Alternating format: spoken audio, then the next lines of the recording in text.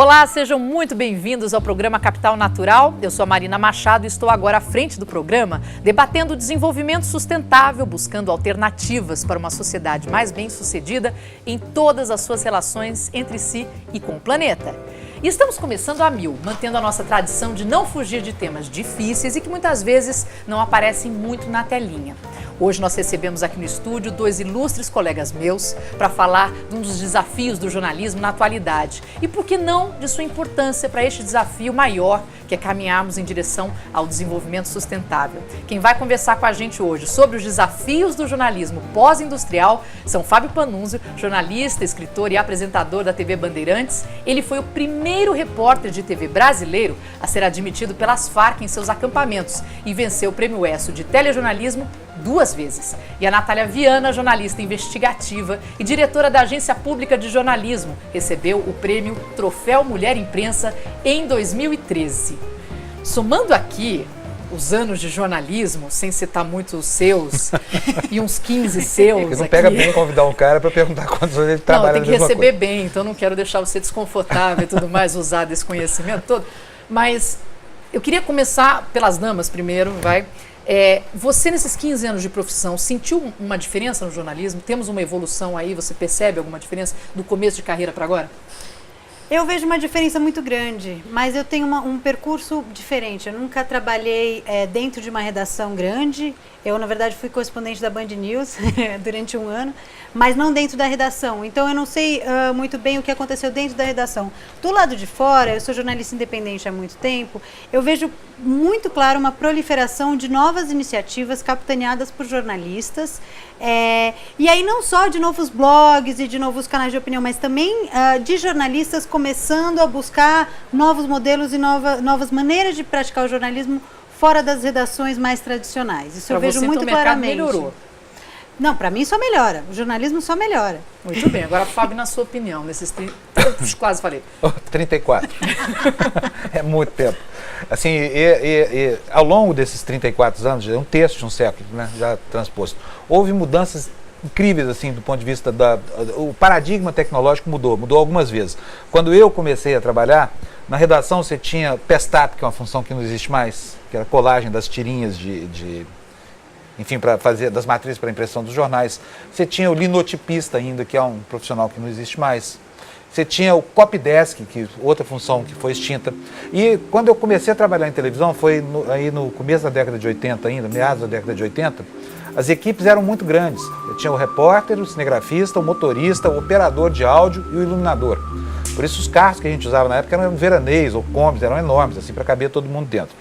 Então veio a miniaturização, houve uma transição incrível e houve uma mudança de paradigma também na condição política, no plano ideológico, porque quando eu comecei minha carreira ainda existia censura no Brasil, era o estertorzinho da ditadura.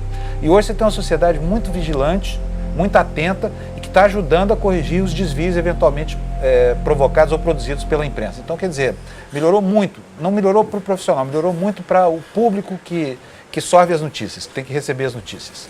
Bom, falando, você fez essa transição, né, que melhorou para o público e tudo mais, mas nesse processo muito se falou também de que o jornalismo ia acabar da forma que a gente conhece. Porque hoje a gente, em qualquer celular, em qualquer situação, né, qualquer equipamentozinho, se põe também na função de noticiar. E aí tem aquela questão de você não estar apurando, você não ter o conhecimento ético que envolve a apresentação de uma matéria jornalística, mas você também amplia as fontes de informação. Vocês veem que o jornalismo pode ter um fim ou ele só está sendo alterado? Eu acho que o jornalismo não vai ter um fim nunca. O jornalismo é uma produção humana de vigiar os poderes, de vigiar, enfim, os governos, e ele vai continuar. Ele está se transformando profundamente, o que é muito positivo, porque você tem muito mais pessoas, jornalistas ou não, olhando o que está acontecendo e trazendo informações.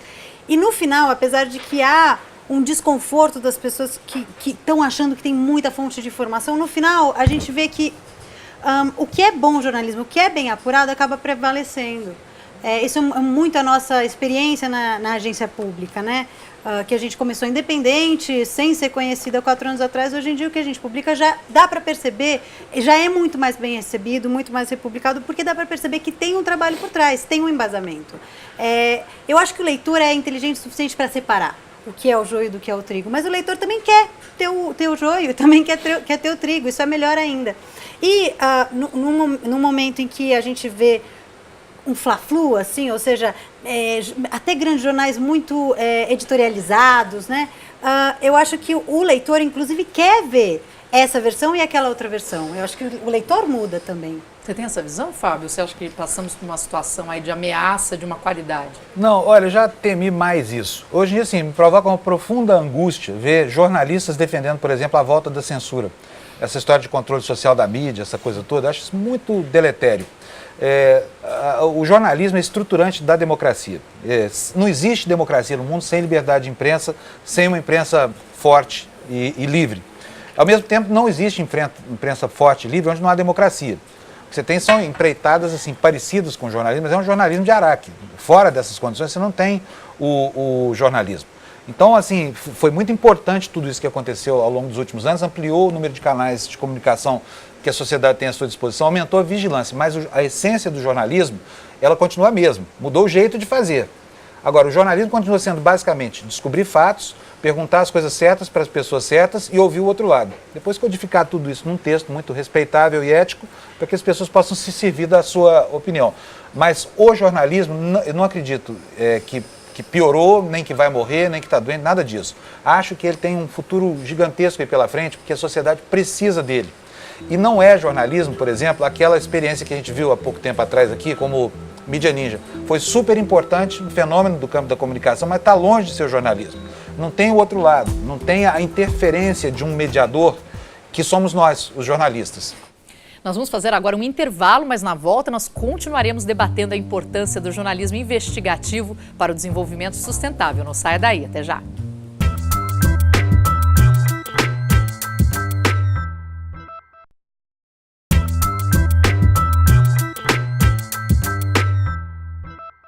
Olá, estamos de volta com o programa Capital Natural, que hoje debate a importância e os desafios do jornalismo investigativo para o desenvolvimento sustentável. Nós estamos conversando com os jornalistas Natália Viana e Fábio Panunzio. A Natália, você tem a agência pública, faz parte de um grupo de jornalistas autônomos, podemos dizer, autorais. Existe, então, uma vida possível, rentável para um jornalista fora das mídias conservadoras e de grande massa? Golpistas. Vamos ficar só no básico, né, da grande massa. Primeiro, eu não gosto dessa coisa de mídia golpista, não gosto disso. Eu acho que todos os tipos de jornalismo, todos os tipos de produção têm que ser discutidos e têm que ser falados. A agência pública, ela procura produzir jornalismo de uma maneira diferente. Basicamente porque a gente acredita que o jornalismo investigativo tem perdido espaço no que é a imprensa tradicional, que é majoritariamente no Brasil comercial, e a gente vê que tem muita necessidade, principalmente em relação a um tema que nos é muito caro, que nos é muito caro, porque é a nossa história, né, como jornalistas, que é a cobertura de direitos humanos. Então, você vê, por exemplo, o Fábio falou, é muito caro o jornalismo porque você precisa do repórter estando lá no local. Quando são questões de direitos humanos, por exemplo, remoções forçadas, problemas, conflitos agrários, problemas com projetos de mega infraestrutura, questões de demarcação de terra indígena, você nunca tem um repórter lá. Uhum. Então, assim, aí também você nunca tem, porque não é, digamos, não é prioridade na cobertura da imprensa mais tradicional. Tem, ele foi. Sim, ele foi, mas não é sempre, entendeu, Fábio? Mas começa explicando pra gente o que é a agência, né? O que é a agência pública? O que a gente faz? A gente cobre, do ponto de vista investigativo, temas que não são cobertos pelo jornalismo tradicional. Nós damos muito mais tempo, o repórter vai, apura ao longo de 2, 3 meses uma informação, uma denúncia de violação de direitos humanos, majoritariamente, produz a reportagem em campo, a gente sempre vai a campo, né? Entrevista o máximo de fontes possível de todos os lados, como eu disse, né? Eu acho que as reportagens, que uma história tem muitos lados, e aí ele produz a sua reportagem e a gente publica num modelo Creative Commons, ou seja, qualquer um pode pegar, ele é gratuito, e qualquer site pode pegar e republicar. E a gente a gente é uma agência, ou seja, como se fosse uma agência de notícias, mas de reportagens investigativas. Se eu tiver um blog e tiver interesse, se eu tiver um site, tiver interesse, se eu tiver uma TV, eu posso pegar esse material de vocês. Exatamente. Entre os nossos republicadores, entre os nossos republicadores estão todos os maiores portais do Brasil, né? O UOL, R7, IG, terra, todos eles usam o nosso conteúdo, porque eles não têm no seu staff pessoas que podem ficar 2, 3 meses dedicados a, por exemplo, cobrir o grande conflito que está se conflagrando, está se organizando ali no Tapajós, por exemplo, onde vão fazer mega usinas hidrelétricas do tamanho de Belo Monte. Vamos ver agora um pouquinho de como funciona e como é o trabalho da agência pública. A Agência Pública é uma agência de jornalismo investigativo, publicado pela maioria dos grandes portais do Brasil. Muitas das nossas matérias já foram republicadas pelo Huffington Post, pelo The Nation, os 2 dos Estados Unidos, organizações sem fins lucrativos como a 100 Reporters e o Lab no Reino Unido. Porque o nosso interesse é que a história se espalhe. É uma agência que trabalha com suas próprias pautas, com seus próprios projetos, sem nenhum tipo de condicionante. Os veículos independentes, como a Pública, é onde geralmente nasce a inovação. Inovar no formato também seria um jeito de trazer essa reportagem de uma forma diferente mesmo, né? A gente pensa, qual a melhor maneira de passar essa mensagem? Se o jornalismo não for investigativo, ele não é jornalismo. O repórter da Pública suja o sapato. A gente vai até o lugar, a gente conversa com as pessoas, a gente não entrevista 3 fontes, a gente entrevista 30 fontes. A gente vai buscar documento, a gente vai falar com quem está envolvido, rebater as afirmações, confrontar versões. A gente vai aprofundando os assuntos porque a gente quer passar da parte rasa, fazer essa apuração mais aprofundada, com mais tempo, mais cuidadosa. A gente publica todos os documentos que a gente conseguir. Você dá ao leitor também um acesso a uma fonte primária que eu consultei. A mesma transparência que a gente cobra dos governos, das empresas, dos órgãos públicos, a gente procura dar ao nosso jornalismo. Trazer à luz histórias que não estão sendo contadas, para trazer visibilidade para violações de direitos humanos, para ajudar com que a justiça seja feita. É resgatar o repórter como o protagonista do fazer jornalístico. Se a gente quer construir um jornalismo com participação das pessoas, é fundamental que elas também ajudem a financiar esse modelo. A meta da Pública seria ser financiada pelo público. Por isso que a gente está convidando as pessoas a fazerem parte do nosso conselho editorial também. Não é só uma doação, a gente quer mudar a relação do leitor com o produtor de informação. Em vez da gente oferecer pautas de diversos repórteres dessa vez e convidar o público a escolher, se a gente pudesse trazer o público para dentro da redação e a gente levar essa discussão de volta para as pessoas, olha, nós queremos investigar esses 3 assuntos. O que vocês acham prioritário investigar agora? Todo mundo que doar vai entrar no nosso conselho editorial e vai poder eleger todo mês que reportagens que devem ser feitas. Agora a gente quer uma interação maior, né? Em que o repórter fique em contato com as pessoas que patrocinaram a pauta dele. Já que a gente está criando um modelo novo de jornalismo, a gente pode criar também um novo modelo de participação das pessoas. Se as pessoas acharem, eu preciso desse tipo de informação, por isso eu financio essa informação, aí você cria um outro quadro, um outro tipo, um jornalismo que chega na origem do jornalismo mesmo, que é de fazer o papel da comunicação social.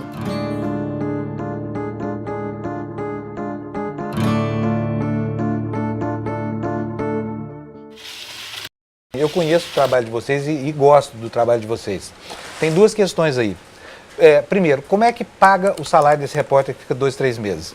Segundo, é o seguinte, para a gente aqui, nós da grande imprensa, da imprensa convencional, quando a gente vai para um lugar desse, você vai lá enxergar o problema da comunidade que vai ser afetada, o problema ambiental, mas você também vai enxergar o restante do país. As pessoas precisam de energia elétrica no Brasil, se não construir usina não vai ter. Olha o que está acontecendo aí agora. É isso que eu coloco para você como a necessidade de constituir o tal do outro lado. O outro lado no sentido institucional mesmo, da preparação da notícia e tudo mais. Como é que é o financiamento dessa atividade? Porque é muito caro você manter um repórter, um cinegrafista, essa coisa toda. Como vocês fazem? Então, aí que tá. Daí você falou assim, o jornalismo investigativo é muito caro. Eu não concordo com isso. Eu acho que ele precisa de muito tempo. e eu não acho que tempo é dinheiro. Acho que tempo é tempo, dinheiro é dinheiro. Então, mas o cara tá lá no front, tá comendo. O cara tá lá, mas olha, se você for olhar a média do salário dos jornalistas nos últimos 5 anos, 10 anos, baixou muito. E não é um salário caro. O custo da pública é salário. Então, o nosso custo, na verdade, é muito baixo. O da Mas privada olha, também. Não, É salário, digo basicamente privado. Exatamente. Mas como é que você Não, mas angaria tem o dinheiro custo- para financiar a atividade desse tá. repórter que está lá? Sim. É isso que eu queria Então, saber, assim, quer dizer, até porque as pessoas que estão assistindo podem não conhecer a agência pública e eu Claro. queria entender como é que ela funciona. Então, por exemplo, olha, a gente tem um custo tal, a gente repassa como crowdfunding, quem pode participar Sim. disso. Conta pra gente como é que vocês fazem. Olha, hoje em dia a gente tem poucos repórteres, nós somos 5 repórteres, mais ou menos, no total nós somos... Todos totalmente dedicados? Todos totalmente dedicados, A com salário como mercado, são pessoas novas, né? A gente tem 30, 35 anos, tem muita gente de 25 anos. O salário equivalente ao do mercado. O nosso custo não é tão alto, a gente tem um financiamento, como a gente é uma organização sem fins lucrativos, a gente tem um financiamento de grandes fundações que financiam organizações sem fins lucrativos na área de direitos humanos, como a Fundação Ford e a Open Society Foundations. E o apoio deles é um apoio para a gente trabalhar. Não é um apoio do tipo, eu quero investigar a empresa tal. Eles não têm nenhum poder de pedido de pauta. Eles não têm nenhum poder, eles não têm acesso ao nosso conteúdo antes do conteúdo ser publicado. Eles não falam, assim, inclusive muitas vezes quando a gente tem projetos menores, a gente tem uma cláusula que diz que eles não têm nenhum direito sobre o conteúdo que a gente produz, mas eles acham importante que a gente exista. Isso por um lado. A gente também faz parcerias com veículos, né? Então a gente já fez algumas parcerias de divisão de custos, que é um modelo que outras organizações como a nossa nos Estados Unidos, por exemplo, fazem bastante. E a gente faz anualmente, agora a gente está na nossa 2ª edição, uma campanha de crowdfunding, financiamento coletivo, onde várias pessoas doam um pouquinho e no total vira um grande valor. Então a gente está, por exemplo, uma campanha que acabou de acabar de R$50 mil, conseguimos cerca de 800 doadores e com esses R$50 mil a gente vai conseguir fazer 10 reportagens, vai ser 5 mil por reportagem. Ele vai pagar o custo do repórter e a viagem vai ser de ônibus, o repórter vai ficar num albergue. O nosso custo é baixo também porque a gente trabalha com pessoas que são apaixonadas pelo jornalismo e que preferem ter a liberdade de ir atrás da história que eles acreditam que precisa ser contada do que estar num veículo de massa. A gente é igualzinho aqui, sabia?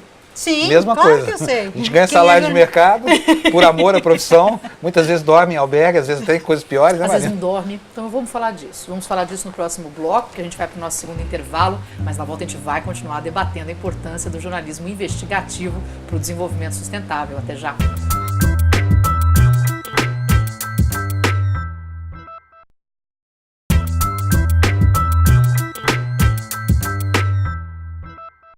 Olá, estamos de volta com o programa Capital Natural, que hoje debate a importância e os desafios do jornalismo investigativo para o desenvolvimento sustentável.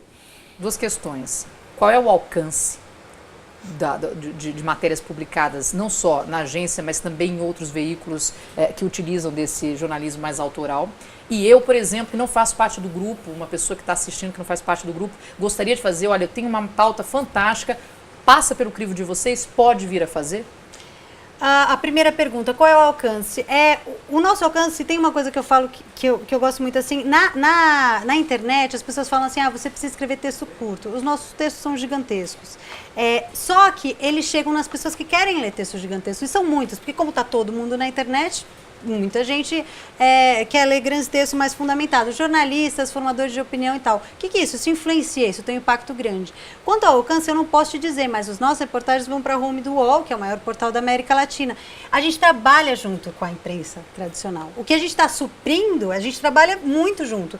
O que a gente está fazendo é suprindo um buraco, digamos, de cobertura de um tipo específico de jornalismo sobre direitos humanos que não havia e que a gente veio suprir através desse modelo de agência. O impacto é grande. A gente publicou semana passada uma reportagem sobre um campo de golfe no Rio de Janeiro, que, enfim, o Juca Kfouri menciona na SPM, agora o Eduardo Paes, prefeito do Rio, já está negando, está dizendo que quem pediu foi o Comitê Olímpico. Enfim, repercute. Cada vez mais, porque vai se solidificando. Há 4 anos atrás não repercutia. Claro que a gente entra na discussão. Menos do que obviamente, não é um veículo de massa que está fazendo, né? Mas a gente está. Mas ele serve como alimentador, ele impulsiona os conteúdos dos veículos de massa. E essa Isso esses novos veículos estão fazendo bastante. Então você vê, por exemplo, as chacinas na Bahia, elas apareceram por causa das redes, né? O caso do Amarildo. Se não fossem esses veículos, né, começar a cobrir a história e começar a empurrar essa pauta, não tinha chegado. Então, assim, tem um impacto. Se alguém quiser fazer uma reportagem, a gente é muito rigorosa com o que a gente publica, porque a gente publica pouco, a gente publica 2 reportagens por semana. Então, a gente tem a nossa equipe e se alguém quiser fazer, tem que vir conversar com a gente vai ver se a pauta é bacana, a gente vai orientar, a gente costuma fazer mentoria, então jovens jornalistas que sempre quiseram fazer uma reportagem, digamos, mais romântica, como você chama, e que não tem dentro das redações alguém que pare, sente com eles e converse, olha, vai por aqui, vai por ali. Então a gente acompanha durante 6 meses esses jovens jornalistas. A gente não tem quem pare, converse com a gente com amor e carinho, né? Com amor e carinho. Amor e carinho até tem, mas é que amor e carinho não resolve. Porque, por exemplo, você pode produzir 5 Eu reportagens. acho que amor e carinho resolve tudo. Não, resolve, mas o telespectador vai sentir falta depois se o repórter ficar com muito amor e carinho. Não, porque claro. Mas vai faltar notícia no jornal. Mas, claro, o que a gente faz é a gente produz pouco e bem. Somos que nem aqueles velhos artesãos, sapateiro antigo. A gente não vai conseguir fazer uma produção Eu vou definir para você a nossa diferença. Você é a artesã que faz com todo esmero assim, as joias mais preciosas do mundo. E nós somos o cara da indústria de salsicha. Ah, não. É isso não que é essa assim. Eu vou entrar nessa discussão. Ó, então pera um pouquinho. Não é assim. Existe uma paixão. mais ou menos. Existe uma paixão. Somos todos apaixonados. Jornalista é apaixonado. Inclusive, aliás, de todos que eu conheço, todos queriam fazer documentário. Ponto. Porque aí você, não é? A gente se aprofunda horrores, pode ficar anos fazendo um negócio e fica lindo. Vamos adorar. Ninguém vai cortar o nosso texto, vai ser aquela coisa maravilhosa. Agora, deixa eu só fazer uma observação. Agora, eu não sei qual é o seu caso, porque eu acho que também o caso dos jornalistas investigativos nos meios tradicionais, eu não conheço tanto, é excepcional o trabalho que vocês fazem e eu não sei quais as condições. Eu estou falando do jornalista normal. Agora, o jornalista investigativo, ele pode ficar 2, 3 meses dedicado a uma história? De impresso. Olha, o jornalista pode ficar dedicado ao tempo que ele quiser, mas essa história tem que ter. Nós vivemos inseridos num regime capitalista. Então, assim, a empresa tem que faturar, ela tem suas limitações e tudo mais. E eu não acho essa forma de financiamento deletéria. Ao contrário do senso comum aí, eu acho que a concorrência entre os anunciantes e entre os veículos cria um ambiente que é muito melhor do que a maioria das pessoas imagina. Tanto assim que serve à sociedade, serve modestamente bem. E eu não estou criticando quem faz de outra forma, pelo contrário. Claro. Seria uma maravilha se a gente descobrisse um caminho para... É assim, vou criar uma metáfora aqui, Natália, só para você ter uma ideia do que é. Tem muita gente que gosta de comida orgânica, que produz vegetais orgânicos, essa coisa toda. Dá para o mundo inteiro comer essas verduras orgânicas? Não dá. Porque se você produzir sem pesticidas, sem agrotóxicos, essas coisas que as pessoas não gostam porque tem razões para não gostar, vai faltar comida no planeta. É a mesma coisa com o jornalismo. O jornalismo que pode se dar ao luxo de produzir romanticamente, com toda a importância social que esse trabalho tem, com todo o desprendimento que isso exige, eu acho espetacular. Mas, na verdade, o jornalismo é também uma indústria, cujo produto é a notícia. Claro, mas o jornalismo, veja só, o jornalismo no Brasil é uma indústria que a grande maioria é comercial. Em outros países é diferente, a maioria das verbas é pública, como a gente estava discutindo a BBC. Existem vários modelos. Você acha assim... Primeiro, a mudança do que era o modelo anterior no Brasil para o atual implica que vão ter vários outros modelos. E que sim, alguns desses modelos vão ser pequenos, outros vão ser maiores, mas o que está acontecendo na realidade, no jornalismo, não só no jornalismo, como nos veículos de comunicação de massa, é que eles estão chegando a menos pessoas, eles estão com problemas econômicos de Natália, se manter. É isso que eu queria saber. Você fala de uma paixão, você fala desse tempo de dedicação, né? Inclusive de dormir no albergue, quando a idade vai passando, o albergue fica difícil, mas vamos que vamos. Fábio, o que, por exemplo, era o jornalismo para você? Mudou a sua paixão pelo jornalismo? Quer dizer, pensando qual é o papel? Para que servimos? Olha, é o seguinte, primeiro, eu sou apaixonado pelo jornalismo, como acho que 99% dos jornalistas, fazendo lá. O cara está fazendo assessoria de imprensa, ele está apaixonado por aquilo que ele está fazendo. O sujeito está fazendo narração esportiva, ele é apaixonado pelo que está. Então, o jornalismo é uma profissão que desperta muito, mexe muito com esse lado da paixão da gente. E, assim, o importante é a gente não perder de meta que a gente tem um patrão ali que não é o dono da empresa para a qual a gente trabalha. Nem é o cara do fundo que financia a sua... O nosso objetivo é servir a pessoa que está recebendo em casa a mensagem que a gente está construindo aqui. E não é um compromisso pouco importante, nem fica ao alvedrio do jornalista, não é assim. Porque é um dever constitucional. A Constituição brasileira impõe isso, fala assim, ó, todo cidadão, no artigo 5º, cláusula pétrea, não muda de jeito nenhum. Todo cidadão tem o direito de ser informado sobre tudo. Se alguém tem o direito, alguém tem o dever. Esse dever é da imprensa. E para que a imprensa possa cumprir o seu dever, não é o seu diletantismo, a sua vontade, a sua paixão, não, é o dever. A Constituição nos assegura, por exemplo, a garantia do sigilo da fonte, que está excelente, é uma ferramenta maravilhosa. Entendeu? Então, assim, a gente não deve perder essa perspectiva. Segundo, mudam as maneiras de fazer. O objetivo da coisa tem que continuar o mesmo. Desde a Revolução Francesa, quando a imprensa teve um papel revolucionário, acho que foi o único momento da história em que a imprensa teve um papel verdadeiramente revolucionário, porque de lá para cá ela é conservadora. A gente pode até discutir isso depois. A imprensa tem como objetivo ressaltar, restabelecer, soerguer as instituições fundadoras da sociedade. Vamos conhecer agora um pouquinho do trabalho investigativo do Fábio Panunzio. Na virada do ano, o Colorado se transformou na meca dos adeptos da liberação da maconha. Por decisão de um plebiscito, a venda da cannabis passou a ser livre para qualquer cidadão com mais de 21 anos. Foi uma revolução e feita com o apoio de 70% da população que já convive com a erva desde o ano 2000, quando foi liberado o uso medicinal no estado. A capital, Denver, logo ganhou uma infinidade de dispensários onde a erva é produzida e vendida. Em todo o estado, mais de 500 estabelecimentos vendem a maconha para fins recreativos e medicinais e sem burocracia. Aonde se pode fumar aqui em Denver? Típico tem que ser um sítio privado. Ou seja, Sua casa, um hotel, não pode no carro ou na rua. Deste lado é vendida a maconha medicinal, sobre a qual incidem menos taxas do que a comum e por isso é mais barata. Pessoas de todas as faixas etárias aguardam pela vez de serem atendidas. Aqui nós encontramos os vovôs de Woodstock e pais e filhos juntos na mesma fila. Mais pessoas estão comprando de forma legal do que de alguém nas ruas, onde você não sabe bem o que está comprando. Então eu acho que isso realmente está acabando com os negócios dos traficantes.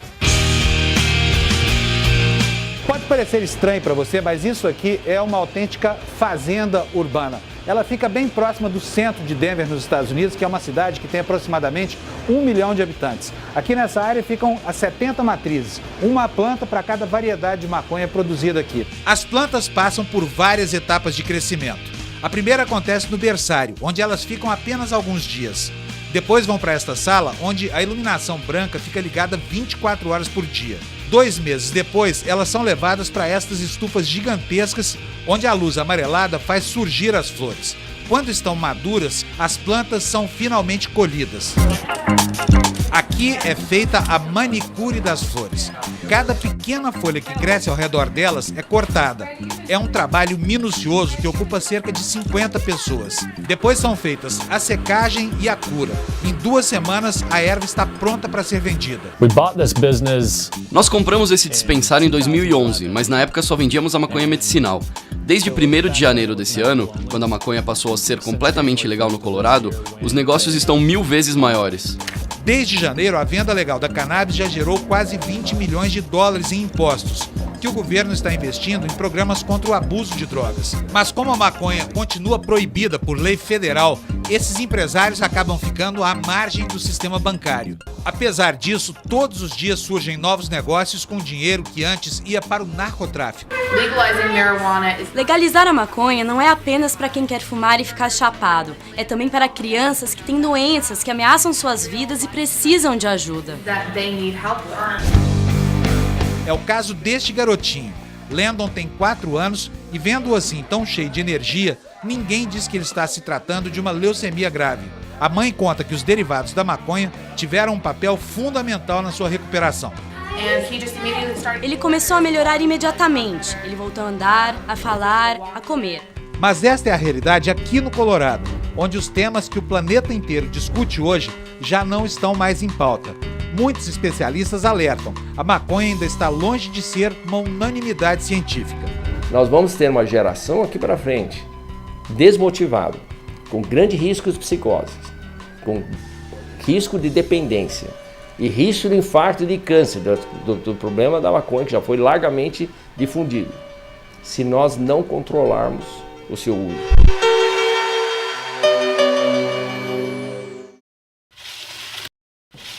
O programa desta semana vai ficando por aqui, mas na semana que vem nós vamos continuar essa conversa. Eu agradeço a presença dos nossos convidados, Fábio Panunzio, jornalista, escritor e apresentador da TV Bandeirantes. Ele foi o primeiro repórter de TV brasileiro a ser admitido pelas FAC em seus acampamentos e venceu o Prêmio ESSO 2 vezes. A Natália Viana, jornalista investigativa e diretora da Agência Pública de Jornalismo, recebeu o prêmio Troféu Mulher Imprensa em 2013. E eu convido você a continuar conectado conosco. Acesse nossa página no Facebook. Eu sou a Marina Machado. Até o próximo programa.